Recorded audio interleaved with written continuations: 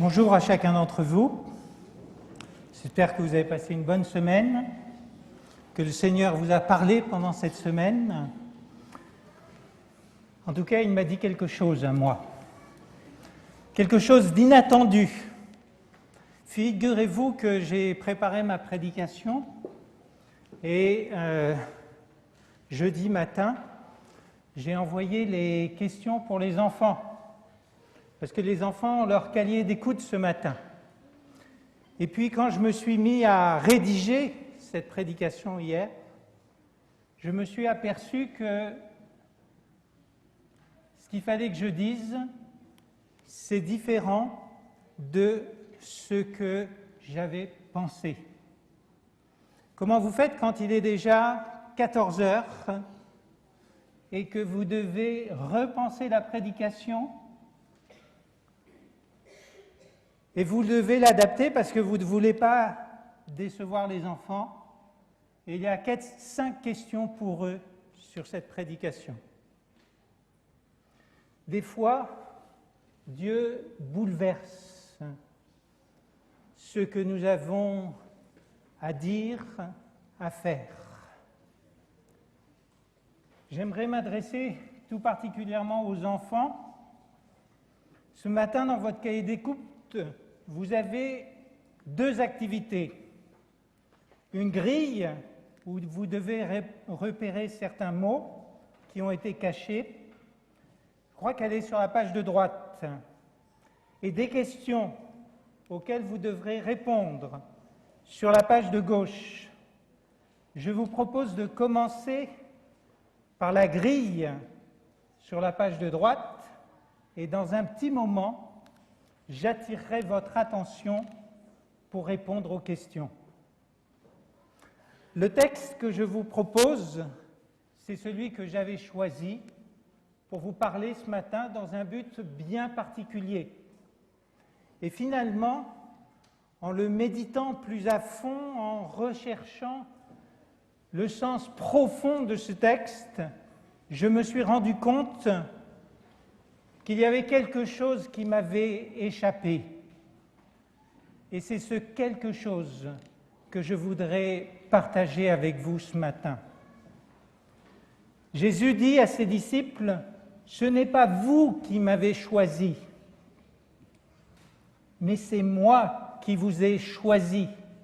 Je vous ai établi afin que vous alliez, que vous portiez du fruit et que votre fruit demeure, afin que ce que vous demanderez au Père en mon nom, il vous le donnera. » Je suis sûr que vous aimeriez que cette dernière parole de Jésus se réalise pour vous. Ce que vous demanderez au Père en mon nom, il vous le donne. Par ces mots, Jésus s'engage.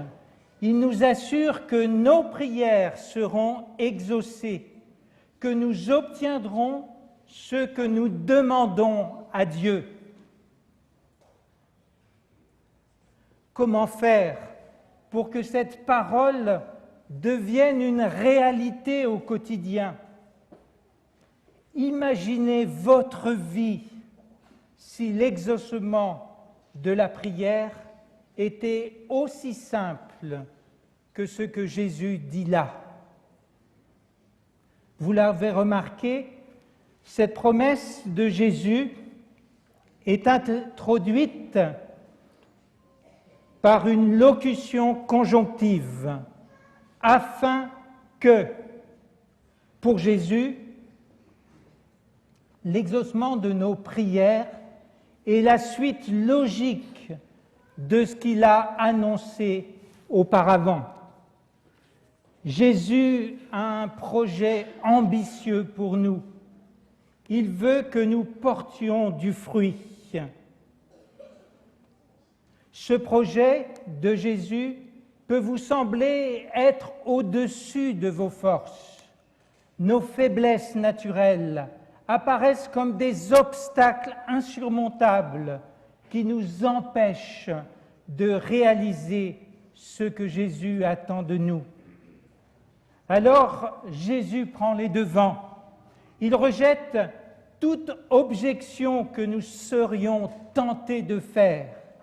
Voici ce qu'il déclare. « Ce n'est pas vous qui m'avez choisi. » Jésus est en train de nous rappeler que si nous sommes là ce matin, ce n'est pas parce qu'un jour nous nous sommes décidés à suivre Jésus, mais c'est parce qu'il nous a choisis. L'apôtre Paul a la même conviction au sujet de l'antériorité du choix de Jésus. Avant la création du monde, dit-il, Dieu nous avait déjà choisis pour être siens par le Christ. En disant « ce n'est pas vous qui m'avez choisi », Jésus nous invite à regarder à lui et non à nous. Ensuite, Jésus ajoute « mais moi, je vous ai choisi ». Jésus engage sa pleine responsabilité dans ce choix. Dans cette manière de présenter les choses, Jésus sous-entend qu'il avait plusieurs possibilités. Il aurait pu faire un autre choix, mais il nous a choisis, nous, parce qu'il croit en nous. Il sait que nous pouvons faire ce qu'il nous demande. Jésus ajoute « et je vous ai établi ». Là encore, Jésus affirme sa primauté. Il nous a mis à la place où nous sommes aujourd'hui parce qu'il a un projet pour nous. Jésus nous a choisis pour une raison bien précise, afin que vous alliez. Le verbe « aller »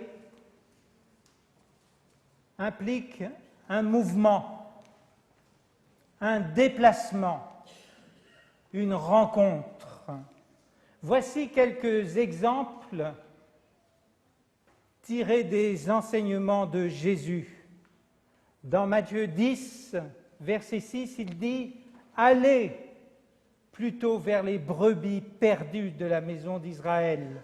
Dans Matthieu 11, verset 4, « Allez rapporter à Jean ce que vous entendez et voyez. » Dans Matthieu 20, verset 4, « Allez vous aussi à ma vigne et je vous donnerai ce qui est juste. » Dans Matthieu, au chapitre 22, verset 9, « Allez donc aux places d'où partent les chemins et convoquer. » Aller implique que nous allions vers les autres. Jésus nous a choisis et établis pour que nous allions vers les autres. Cette rencontre avec l'autre a un but précis, et que vous portiez du fruit. Le message de Jésus est clair. C'est dans la rencontre avec l'autre que nous pourrons porter du fruit. Seul, je ne pourrai pas porter les fruits auxquels Jésus pense quand il dit cela.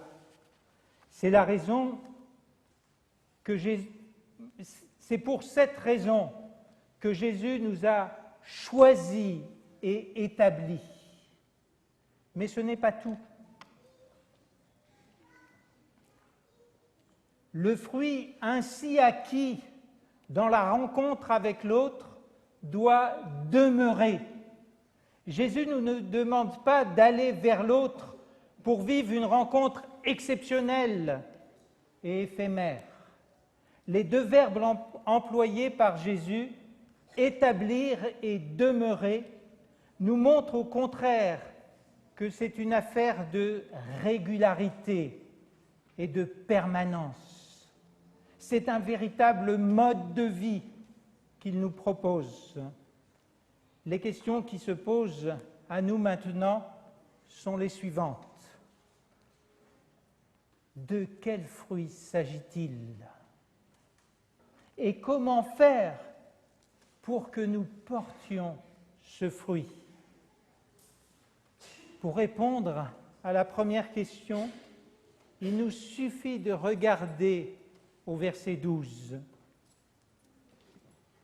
Voici mon commandement. Aimez-vous les uns les autres comme je vous ai aimés.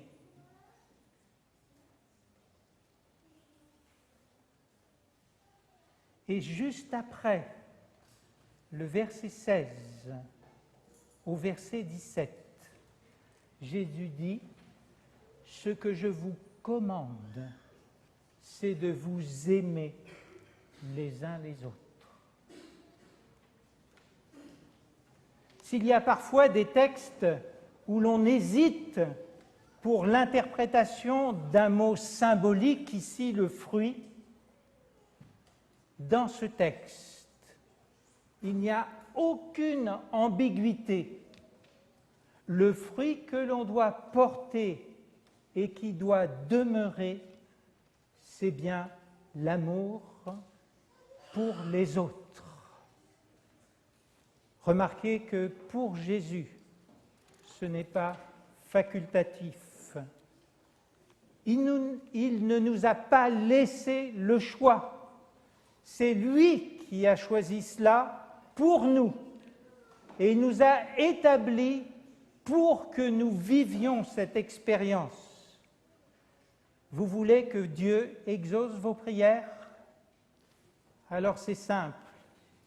Jésus dit, portez ce fruit, aimez-vous les uns les autres. Parce que Jésus nous aime, il nous a choisis dès la fondation du monde. Mais il en va tout autrement pour nous. Il est facile d'aimer les personnes que l'on a choisies. Mais comment aimer celles que l'on n'a pas choisies? Pourtant, nous devons les aimer, toutes celles qui sont dans notre Église, et même celles qui sont en dehors de l'Église, pour les amener à Jésus. Comment faire? Jésus nous donne une première recommandation dans ce même chapitre. Il dit « Demeurez en moi, et moi, je demeurerai en vous.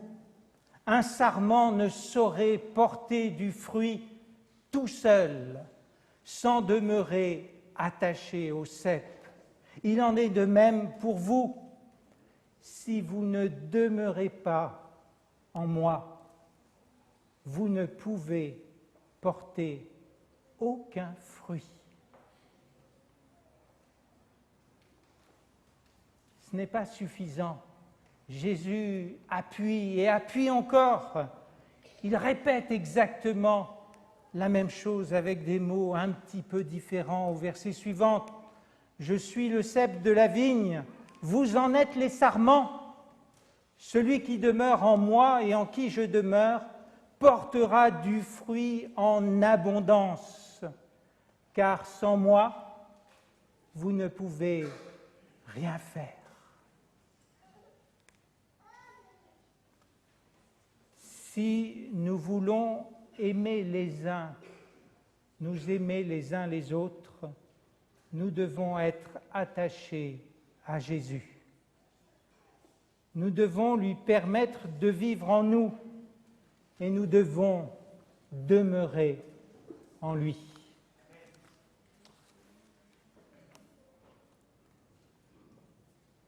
C'est le premier point que Jésus nous indique pour porter du fruit et nous aimer les uns les autres. Permettre à Jésus de vivre en nous, c'est une chose. Mais sur le plan pratique, dites-moi, dans notre vie quotidienne, comment Jésus va-t-il s'y prendre pour que nous nous aimions les uns les autres? Pour nous faire comprendre l'importance de ces enseignements sur l'amour les uns pour les autres, Jésus a utilisé le langage des paraboles. Hello, les enfants, vous avez entendu? Parabole. Ah, c'est le moment de prendre la page des questions. Jésus a raconté une parabole qui nous explique un autre principe important pour produire des fruits en abondance. Cette parabole se trouve dans Matthieu au chapitre 13, verset 4. Il nous dit « Le semeur sortit pour semer. Comme il semait, quelques grains tombèrent le long du chemin. Les oiseaux vinrent et les mangèrent. » Je n'ai pas le temps ce matin de vous lire la totalité de cette parabole. Je voudrais souligner simplement ce que représente cette semence du semeur. Marc présente dans son évangile la parabole du semeur et il dit « Le semeur sème la parole ». Revenons à Matthieu au chapitre 13 et au verset 23, où Jésus apporte l'élément essentiel. Celui qui a reçu la semence dans la bonne terre, c'est celui qui entend la parole et qui la comprend. Il porte du fruit, et un grain en donne 100, un autre 60, un autre 30. Jésus ne nous dit pas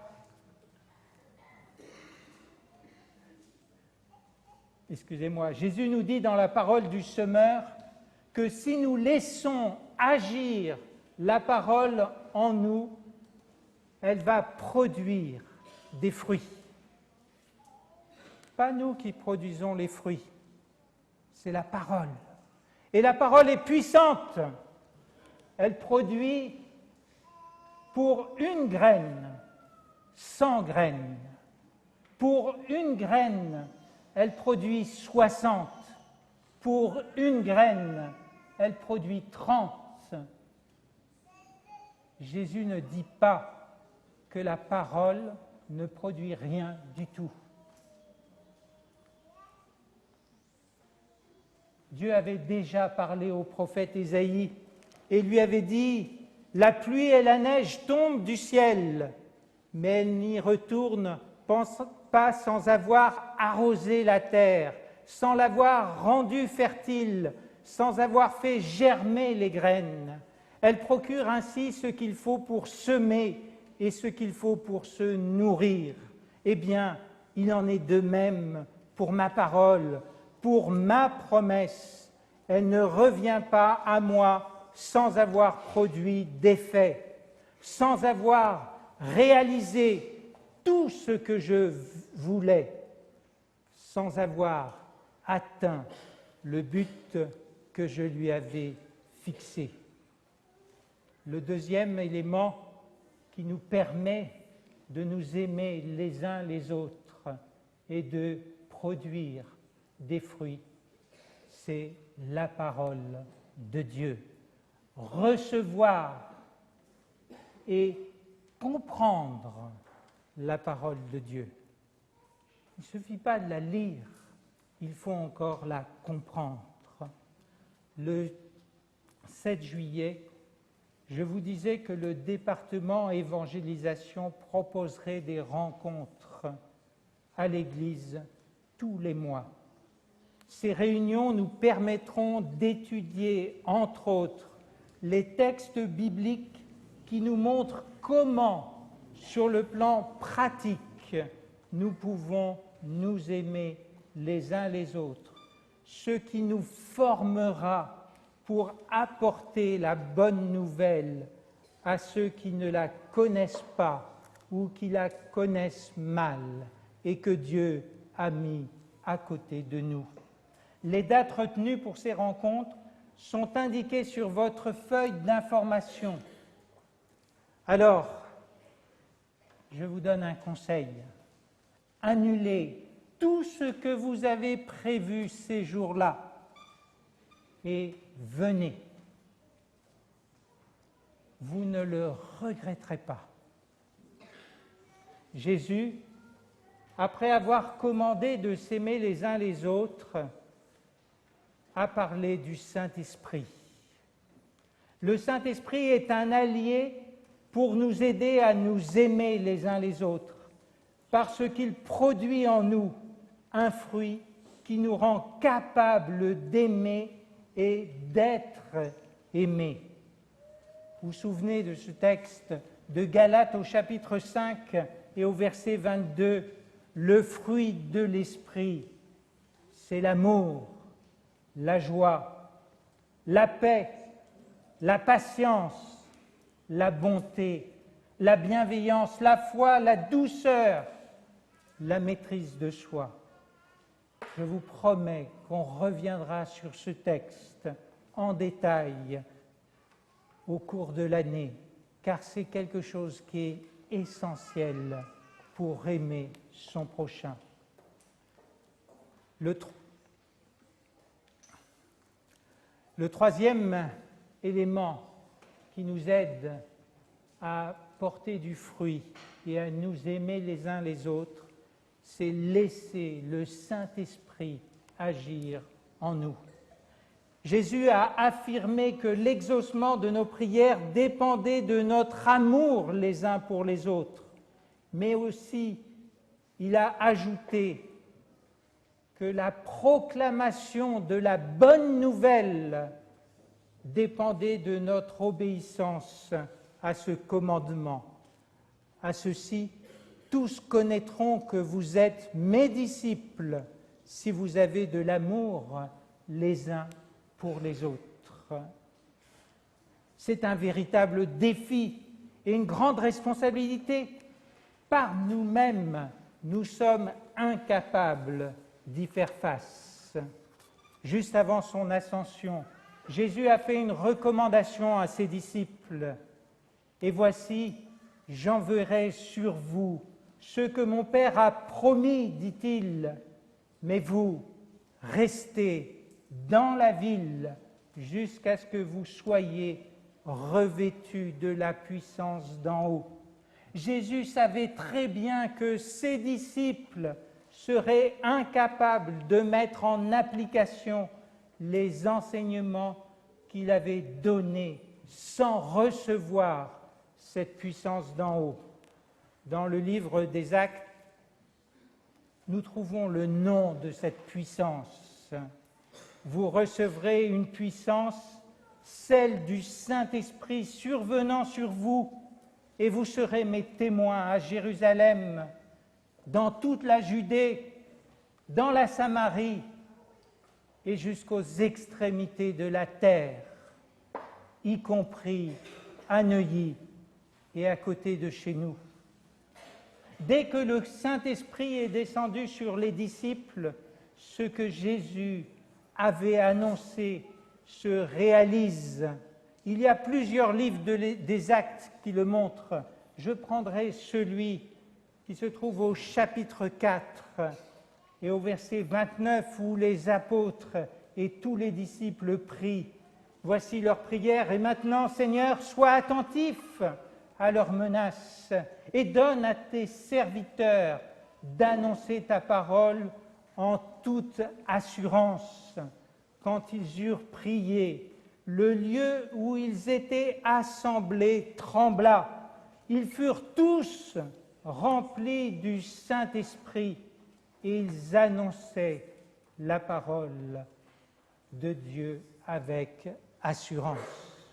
Leur prière a été exaucée parce qu'ils ont fait ce pourquoi ils avaient été choisis et établis par Jésus. Ils se sont aimés les uns les autres, comme le verset suivant l'indique, Actes 4, 32. La multitude, écoutez bien, la multitude de ceux qui avaient cru n'était qu'un cœur et qu'une âme. Nul ne disait que ses biens lui appartenaient en propre, mais ils étaient tout communs entre eux.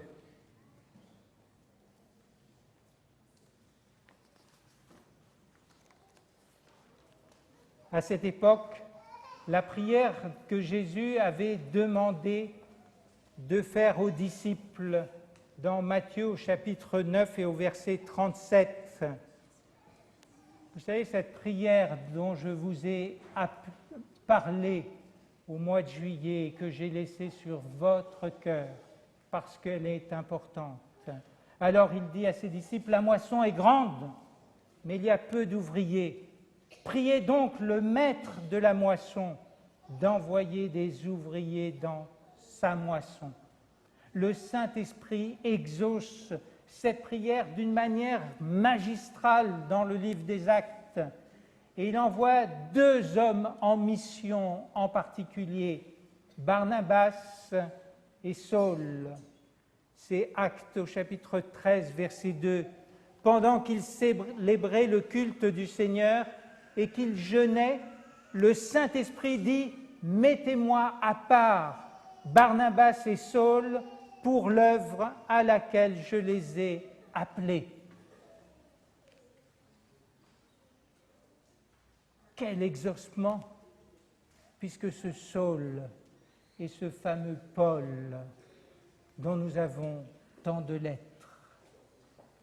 Le texte d'Actes 9, 31 résume bien la situation de l'Église à cette époque.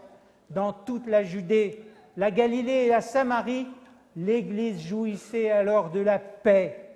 Elle grandissait dans la foi, vivait dans l'obéissance au Seigneur et s'accroissait en nombre grâce au soutien du Saint-Esprit. Une Église comme vous l'avez toujours rêvé, je suppose. Comment cela est-il possible? Comment une telle Église a-t-elle pu exister à un moment donné? Lisez le livre des Actes. Vous verrez, parce qu'ils ont cru aux paroles de Jésus, parce qu'ils se sont aimés, parce qu'ils ont vu leurs prières s'exaucer, parce qu'ils étaient soutenus par le Saint-Esprit.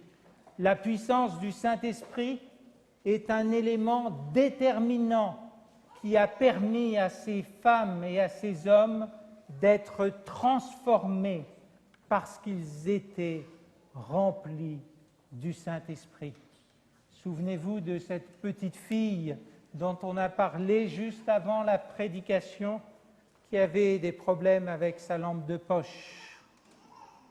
Nous sommes quelque part ces lampes de poche. Notre mission est d'éclairer le monde.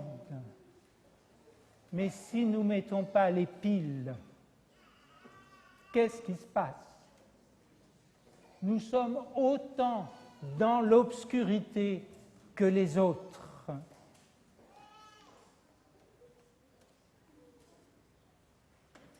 Le Saint-Esprit met l'amour, le Saint-Esprit met la paix, le Saint-Esprit met l'unité dans les églises dont ses membres font l'expérience de sa plénitude. Ce sujet nous a paru assez important avec le pasteur Aguillard pour vous le proposer à votre réflexion samedi 27 octobre de 15h à 17h. Nous aurons une étude sur le thème « Comment être régulièrement rempli de l'Esprit Saint » avec des échanges en groupe sur le sujet et des conseils très pratique. Un jour, Jésus met au défi les disciples de réaliser l'impossible. Il y avait devant eux une foule parmi laquelle on a compté 5000 hommes. Il y avait des femmes, il y avait des enfants. Combien de personnes cela faisait-il? Ce témoignage, nous l'avons dans l'évangile de Jean au chapitre 6 de son livre. Cette foule est affamée. Jésus pose la question à ses disciples, où trouver les pains pour nourrir une foule si nombreuse? Même l'équivalent de 200 journées de travail, et il est probable que les disciples n'avaient pas ça dans leur poche, ne suffirait pas à nourrir une telle foule. Comment faire? Alors, André se risque. Il se risque à faire une proposition à Jésus. Il a vu un petit garçon qui avait un peu de nourriture, 5 pains d'orge, 2 poissons. André se dit, qu'est-ce que c'est? Il dit, conscient qu'il propose à Jésus quelque chose de tout à fait farfelu, c'est tellement infime. Vous imaginez 5 pains et 2 poissons pour nourrir plus de 5000 personnes affamées? Mais André fait quelque chose d'important. Il ne baisse pas les bras. Il ne dit pas « Allez, laisse tomber ». C'est même pas la peine d'en parler à Jésus, on ne peut rien faire avec cela. Rien du tout. Il le dit d'ailleurs à Jésus. Mais qu'est-ce que cela pour tant de personnes? La chose importante qu'André a faite, c'est que ce tout petit peu, presque ridicule, il l'a placé aux pieds de Jésus. Et qu'est-ce que Jésus a fait? Mais il a fait le reste. Il a pris ce pain. Il n'a pas dit à André, mais attends, tu te moques de moi ou quoi? Non, il a pris les pains, il a prié et il a commencé une distribution. Et à la fin de la distribution, quand les disciples ont dit « Ça y est, c'est OK, vous avez bien mangé, qui en veut encore ?» Et à ce moment-là, ils ont ramassé 12 paniers. 12 paniers. Déjà, c'est un miracle, avec 5 pains et 2 poissons, remplir 12 paniers. Mais en plus, cette foule rassasiée. Nous avons très peu de choses à offrir à Jésus. C'est certainement insuffisant. Qu'est-ce que nous avons? Nous-mêmes, notre vie, c'est vraiment peu de choses. Nous ne savons peut-être pas comment il faut aimer les autres, comment porter du fruit, mais nous pouvons faire quelque chose. Nous pouvons nous donner nous-mêmes à Jésus. Il pourra multiplier ce que nous lui donnons et répondre aux besoins des autres. Que Dieu nous aide à donner nos vies et le peu que nous avons pour que Jésus le multiplie. On vous propose un exercice pratique dès cet après-midi au département de l'évangélisation. Venez à 14h Nous avons peu de choses, quelques messages, des messages où on parle d'espérance. Ces messages sont comme des semences, sont comme des graines. Nous voulons les répandre, nous voulons les jeter le long des chemins. Plus exactement, nous voulons les mettre dans la main d'hommes et de femmes qui n'ont pas d'espérance. Alors venez cet après-midi à 14h. On ne vous demande pas l'impossible. Il y a un concert à 16h. Vous serez tous largement libérés pour ce concert. Venir là encore témoigner de notre foi en Jésus. Que Dieu nous bénisse, qu'il nous fasse du bien, que nous puissions nous aimer les uns les autres, que nous puissions bénéficier de toutes les vertus de sa parole et que nous puissions laisser dans nos vies toute la place au Saint-Esprit. Amen.